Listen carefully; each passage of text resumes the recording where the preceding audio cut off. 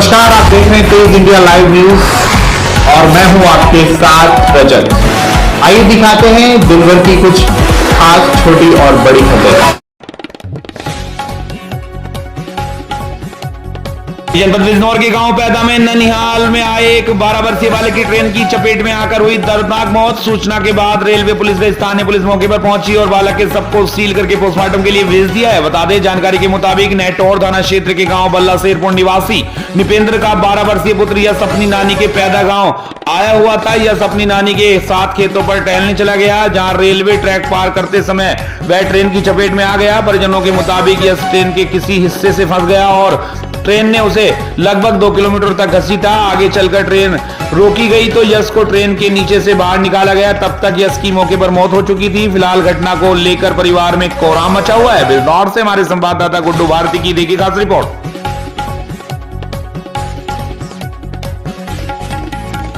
जनपद बिजनौर में 17 और 18 फरवरी को होने वाली पुलिस सीधी भर्ती परीक्षा को लेकर पुलिस अलर्ट। सभी परीक्षा केंद्रों पर सुरक्षा व्यवस्था के किए गए पुख्ता इंतजाम। कानून व्यवस्था बनाए रखने के लिए रूट डाइवर्ट किए गए हैं। वहीं बिजनौर में 32 परीक्षा केंद्र बनाए गए हैं और 65,000 अभ्यर्थी देंगे परीक्षा। एसपी नीरज कुमार जादौन और एसपी ग्रामीण रामर्ज ने सभी परीक्षा केंद्रों का किया निरीक्षण। दरअसल आपको बता दें, जनपद बिजनौर में 17 और 18 फरवरी को आरक्षी पुलिस सीधी भर्ती के पदों पर लिखित परीक्षा को लेकर बिजनौर पुलिस अलर्ट है और कानून व्यवस्था बनाए रखने के लिए रूट डाइवर्ट भी किए गए हैं। जनपद बिजनौर में 32 परीक्षा केंद्र बनाए गए हैं और 60,000 अभ्यर्थी परीक्षा देने के लिए आएंगे। परीक्षा को लेकर बिजनौर पुलिस प्रशासन ने सुरक्षा व्यवस्था के पुख्ता इंतजाम किए हैं। वहीं एसपी ग्रामीण रामर्ज ने बताया कि लगभग पूरे उत्तर प्रदेश में 60,000 से अधिक पदों पर भर्ती हो रही है और लगभग 48 लाख से अधिक अभ्यर्थी इसमें शामिल होंगे। किसी को लेकर जनपद बिजनौर में 17 फरवरी और 18 फरवरी को पुलिस आरक्षी सीधी भर्ती परीक्षा को लेकर 32 परीक्षा केंद्र बनाए गए हैं और परीक्षा केंद्रों पर सुरक्षा व्यवस्था के पुख्ता इंतजाम किए गए हैं और एसपी नीरज कुमार जादौन व मेरे द्वारा सभी परीक्षा केंद्रों का निरीक्षण कर लिया गया है। परीक्षा में लगे सभी पुलिस कर्मियों को आवश्यक दिशा निर्देश दिए गए हैं। बिजनौर से संवाददाता गुड्डू भारती की देखिएगा रिपोर्ट। जैसा आप जानते हैं कि उत्तर प्रदेश पुलिस में आरक्षी भर्ती की परीक्षा 17 और 18 फरवरी को संपन्न होनी है। ये एक बहुत बड़ी परीक्षा है जिसमें 60,000 से अधिक पदों पर भर्ती हो रही पूरे प्रदेश में और लगभग 48 लाख से अधिक अभ्यर्थी इसमें जो है सम्मिलित हो रहे हैं। उसी क्रम में 17-18 को जो जनपद बिजनौर में परीक्षा संपन्न होनी है उसमें कुल हमारे 32 परीक्षा केंद्र बनाए गए हैं और एक पाली में 16,248 अभ्यर्थी आवंटित हैं। इस हिसाब से दोनों दिवसों में दोनों पालियों में लगभग 65,000 अभ्यर्थी यहाँ परीक्षा देने के लिए आएंगे। इस हेतु सभी व्यवस्थाएं कर ली गई हैं। सभी परीक्षा केंद्रों का भ्रमण कर लिया गया है। सभी जो संसाधन है वो सारे व्यवस्थित कर लिए गए हैं और सभी जो इस ड्यूटी में लगे हुए हैं सभी को जो है मेरे द्वारा और पुलिस अधीक्षक महोदय द्वारा कई बार इनकी ब्रीफिंग की जा चुकी है। उनके क्या क्या दायित्व होंगे, क्या क्या उन्हें करना है और इस हेतु चूँकि बहुत सारी बड़ी तादाद में भीड़ आएगी, यहाँ पर जो है परीक्षार्थी आएंगे, साथ ही उनके गार्जियन आएंगे, तो इस हेतु जो है यातायात व्यवस्था सुचारू रहे, कहीं किसी प्रकार की दिक्कत ना हो। रूट डाइवर्जन एवं यातायात प्रबंध अच्छी तरीके से किया गया है ताकि आपको बता दें, वही खबर जनपद बिजनौर के थाना मंडावर क्षेत्र से, जहां एक ही परिवार के 4 लोगों को अज्ञात वाहन ने कुचल डाला। मां बेटी की मौके पर मौत। बताया जा रहा है कि परिवार थाना मंडावर क्षेत्र के चंदक में गौशाला में काम करता था, जो आज सुबह अपने गांव दरियारपुर थाना शिवारा जाने के लिए निकले थे। सुबह सुबह कोहरा होने के कारण यह हादसा हुआ है। मौके पर पहुंची पुलिस ने दोनों शवों को कब्जे में लेकर पोस्टमार्टम के लिए भेज दिया है। वहीं बाप और बेटे को जिला अस्पताल भर्ती करा दिया गया है और बहन की तलाश में जुट गई है थाना मंडावर क्षेत्र का पूरा मामला। मंडावर से हमारे संवाददाता मोहम्मद हाशिम की देखिए खास रिपोर्ट। चंदक से गौशाला काम करते थे चंदक। ये अपने घर जा रहे थे ट्रेन पकड़ने के लिए चंदक के लिए जी। वहां से आए, रास्ते में किसी ने बड़े वाहन ने टक्कर ही न मार दी और मेरी भाभी और छोटा भतीजा मेरा एकदम एक्सपायर हो चुके हैं और जो मेरा भाई है बिजला भतीजा मेरा वो घायल है। कितने लोगों की इसमें मौत हुई है और कितने घायल हैं? जी 2 दिनों की डेथ हो चुकी है और 2 घायल है गंभीर रूप से।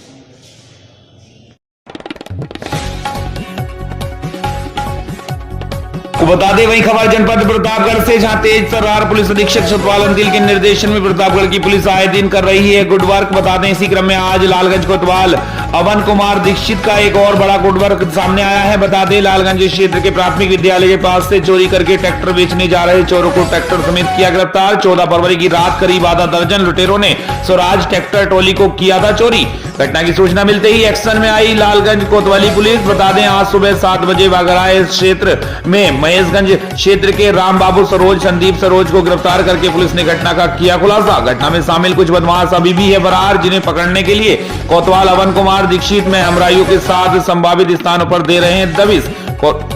से हमारे संवाददाता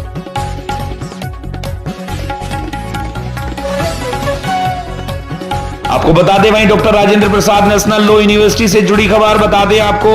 एएमए ऑडिटोरियम पहुंचे सीजेआईडी वार्ड चंद्रचूड़ और सीएम योगी। बता दें, दीप प्रज्वलित कर chief justice of India DY Chandrachud व सीएम योगी आदित्यनाथ ने किया शुभारंभ। पुष्पगुच्छ देकर अंग वस्त्र पहनाकर chief justice of India DY Chandrachud व सीएम योगी का किया गया स्वागत। जी आपको बता दें, doctor Rajendra Prasad national law university से जुड़ी बड़ी खबर इस वक्त सामने आई है, जहां एएमए ऑडिटोरियम पहुंचे हैं CJIDY चंद्रचूड़ और सीएम योगी। दीप प्रज्वलित कर चीफ जस्टिस ऑफ इंडिया की DY चंद्रचूड़ व सीएम योगी आदित्यनाथ ने किया शुभारंभ। वहीं पुष्पगुच्छ देकर अंग वस्त्र पहनाकर chief justice of India DY Chandrachud व सीएम योगी का किया गया है स्वागत।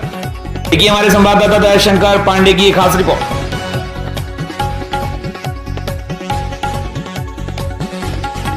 बता दें, वही सोनभद्र के दुद्दी कोतवाली क्षेत्र में कलयुगी पुत्र ने प्रॉपर्टी को लेकर पिता की हत्या, आरोपी गिरफ्तार। जी हां, बता दें, सोनभद्र जिले के दुद्दी कोतवाली क्षेत्र के बगाड़ू गांव में गुरुवार की रात्रि एक अधेड़ किसान की निर्मम हत्या कर दी गई।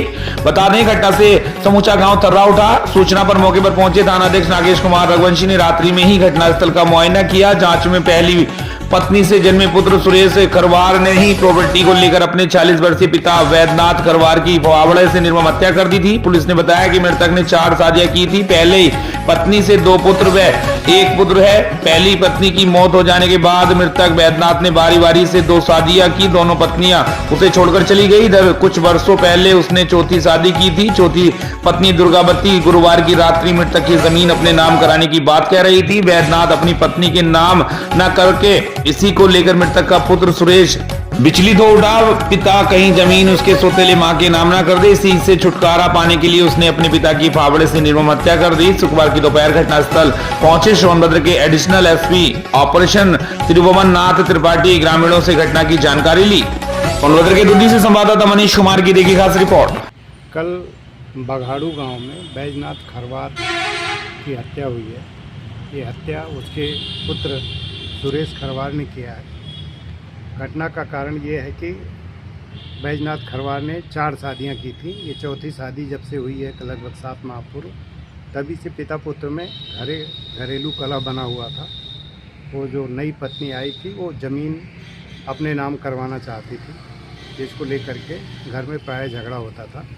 कल रात में जैसे ही वो आया, सुरेश कहीं गया हुआ था, शाम को 7 बजे के आसपास आया है, तो घर में झगड़ा हुई है और फिर उसने फावड़े से अपने पिता की हत्या कर दी। सर, आरोपी पकड़ा गया है कि नहीं? आरोपी पकड़ा गया। जी सर।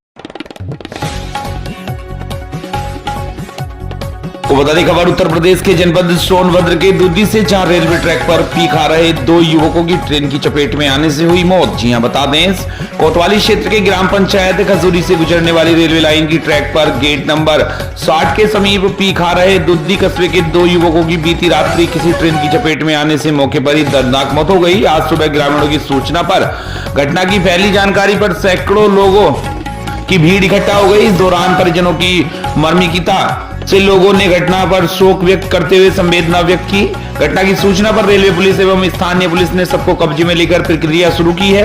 थानाध्यक्ष नागेश सिंह ने मीडिया को बताया कि 2 युवक फरमान खान पुत्र मुमताज निवासी वार्ड नंबर 4 व मनोज जायसवाल पुत्र अभिमन्यु जायसवाल वार्ड नंबर 3 थाना दुद्दी के रहने वाले हैं। दोनों रेलवे ट्रैक पर रात में पी खा रहे थे। किसी ट्रेन की चपेट में आने से दोनों की मृत्यु हो गई है। जानकारी के मुताबिक दोनों मृतक शादीशुदा थे। मनोज कस्बे के अमाब रोड पर मेडिकल स्टोर चलाता था। फरमान पेशे से ड्राइवर था। सोनभद्र के दुद्दी से हमारे संवाददाता मनीष कुमार की देखी खास रिपोर्ट।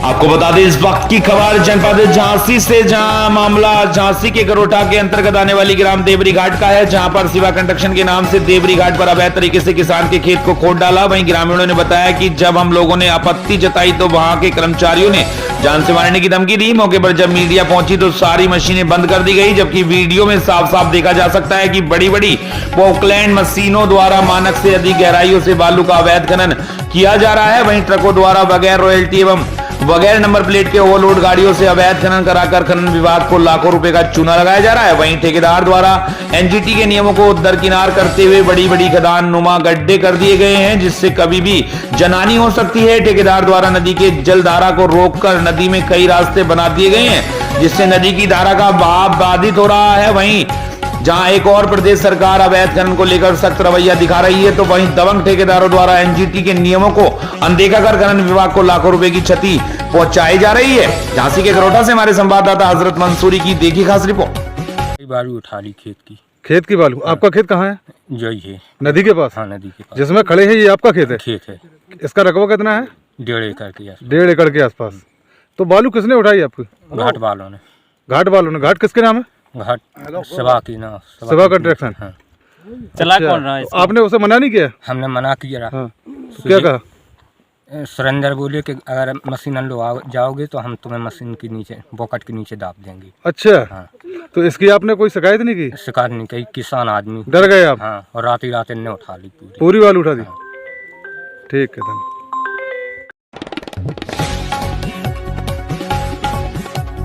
बता दें वहीं छत्तीसगढ़ के जिला बिलासपुर में लगातार बढ़ रही है गो तस्करी। बता दें हम बात कर रहे हैं छत्तीसगढ़ की, जहां गो तस्करी का मामला लगातार बढ़ता जा रहा है। 15 फरवरी को बिला ब्लॉक अंतर्गत आने वाली ग्राम पंचायत बड़गांव में गो तस्करी का मामला सामने आया है, जहां के गोठान से गायों को ट्रक में भरकर बाहर भेजा जा रहा था। इसकी सूचना बिलासपुर गोरक्षकों को मिली, जहां उन्होंने मौके पर पहुंचकर तस्करों को बिला पुलिस के हवाले किया है और गो माता को सुनिश्चित जगह पर पहुंचाया गया। बताया जा रहा है कि इस मामले में ग्राम पंचायत बड़गांव के सरपंच और गांव के कुछ लोगों का बड़ा हाथ है। इससे पहले भी कई बार वहां से गायों की तस्करी हो चुकी है। अब देखने वाली बात यह है कि शासन प्रशासन के द्वारा ऐसे गो हत्यारों को क्या सजा दी जाएगी, मिली भगत कर छोड़ दिया जाएगा। बिलासपुर से हमारे संवाददाता लक्ष्मी प्रीति सोनी की देखिए खास रिपोर्ट।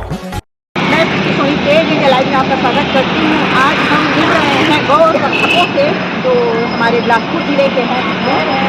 अभी घटना हुई है कल भटगांव गाँव में, जहाँ इन्होंने पकड़ा है उसे और बिहार थाना में सुपुर्द किया है। आज इसकी जानकारी हम लोगों से लेते हैं।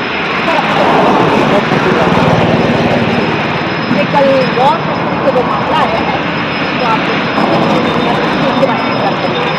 के बारे में हम लोगों को सूचना जीरो जैसे हमको सूचना मिलती है तब हम लोग निकल पड़ते हैं गौ तस्करी रोकने के लिए। कल हमको सूचना मिली वहाँ के लोकल कुछ अपने भाइयों से, उन्होंने बताया कि गौठान से ही लगातार गौ तस्करी होती है।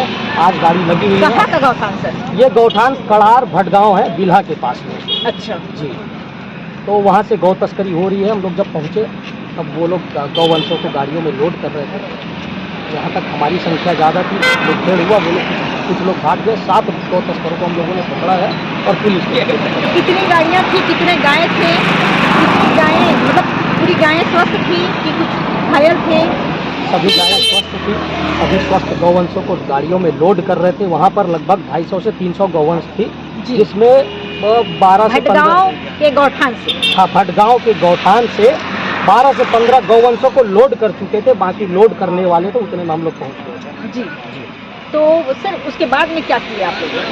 उसके बाद में हम लोग इनको पकड़ करके प्रशासन को, पहले तो प्रशासन को सूचना दी है, उसके बाद प्रशासन को आने में लेट हुआ। तब हम लोगों ने, प्रशासन मतलब पुलिस प्रशासन, थाने वाले? जी, हम लोग कहीं गौ तस्करी पकड़ने जाते हैं तो थाने को सूचना देते ही हैं। जी, वैसे भी कल फिर से थाने को सूचना दी। उसके बाद गौ तस्करी जब पकड़ने गए तो गाड़ी लोड हो रही थी, लोड होने वाली थी। उस बीच में हम लोगों ने जाकर के पकड़ा है। 7 तस्कर पकड़ाए हैं, जिनको प्रशासन के सुपुर्द किया। ये गाड़ियाँ कहाँ की थी और ये तस्कर जो थे वो कहाँ के थे? गाड़ी थी तमिलनाडु से और 3 तस्कर जो तमिलनाडु के।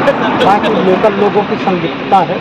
लोकल मतलब भटगांव के या बिहार? बिल्कुल भटगांव के। भटगांव का जो सरपंच था, कुछ तस्कर नाम ले रहे थे कि सरपंच उप सरपंच का मिली भगत है। तो और इससे पहले भी हो चुका है? इससे पहले परमानेंट बोल रहे थे कि हम लोग परमानेंट यहाँ से गाड़ी लोड करके जा रहे थे। वो तो कल हम लोगों ने पकड़ लिया, तब आप लोग सबके नज़र में आ गया नहीं तो क्या पता छत्तीसगढ़ में और कहाँ कहाँ कौन कौन से गौठान से गौ तस्करी हो रही है। सर मेरा सवाल ये है आपसे कि बीजेपी की सरकार है, मोदी जी की सरकार है, और कहीं न कहीं ये मोदी जी ही लेके चले हैं गौ माता गौ रक्षकों को, तो आपको नहीं लगता है कि कानून उल्टा चल रहा है? कानून तो उल्टा चल ही रहा है। भाजपा की सरकार आई है, उम्मीद थी भाजपा की सरकार अच्छी काम करेगी। फिर ये गौठान से लोड होने वाला मामला तो हम सामने ला ही दिया। अब देखते हैं सरकार क्या करता है। अगर सरकार इस पे एक्शन नहीं लेगी, आप देखेंगे छत्तीसगढ़ में रोड में गायें जो गायों की वजह से एक्सीडेंट भी बहुत होता है और गाय भी कटती हैं हाईवे पे। तो इसका दोषी आप किसको बोलते हैं? कहाँ जाती है उस समय आप लोगों की, आप लोग क्या करते कार्रवाई करते हैं उस समय? इसका दोषी तो गौपालक और सरकार ही है, क्योंकि गौपालक जब अपनी गायों को रोड पे नहीं छोड़ेगा तो गौवंश रोडों पे एक्सीडेंट नहीं होगा। और दूसरी चीज़, सरकार ने गौवंश को संरक्षण देने के लिए, लेकिन जिस गौठान से ही गौ माता कटने के लिए जाती हो तो फिर गौ माता कहाँ सुरक्षित है? मेरा अभी भी क्वेश्चन वही है सर कि जैसे रास्ते में जो गाय बैठे उनके लिए क्या अभियान किया आपने? उनके लिए बिल्कुल हम लोग पट्टा पहनाते हैं, समय समय पे जो रेडियम पट्टा होता है कि गौवंश दूर से गाड़ी वाले देख ले। और प्रयास ये भी रहता है, गाय कटती है उसके बावजूद गायें कटती है क्योंकि लोग जाके आदमी भी एक्सीडेंट होकर मरते हैं। बिल्कुल बिल्कुल बिल्कुल। होता क्या है, गाय को माँ बोलते हैं, अपनी माँ को मरने के लिए रोड पे छोड़ देते हैं, तो कहीं ना कहीं गलती तो गौपालकों की सरकार को ठहराते हैं, क्योंकि अभी कहीं ना कहीं भाजपा की बिल्कुल सरकार भी गलत है, प्रशासन भी गलत है, और यहाँ पर जो गौ पालने वाले लोग हैं उनकी भी गलती है। और अब कहीं आप जानकारी लिए हैं कि थाने से क्या कार्रवाई हुई है? थाने से खैर कार्रवाई तो हुई है, थाने से उचित कार्रवाई हुई है। कल रात को ही उचित कार्रवाई हो गई थी, लेकिन सरकार से निवेदन करेंगे कि गौ तस्करों पे और जो भी इसमें लिप्त थे उन लोगों पे कड़ी से कड़ी कार्रवाई करें। छत्तीसगढ़ में कहीं पर भी गौवंश कटने के लिए न जाए। एक बार फिर से बताएं। मैं ठाकुर राम सिंह, गौ रक्षक। एक विजुअल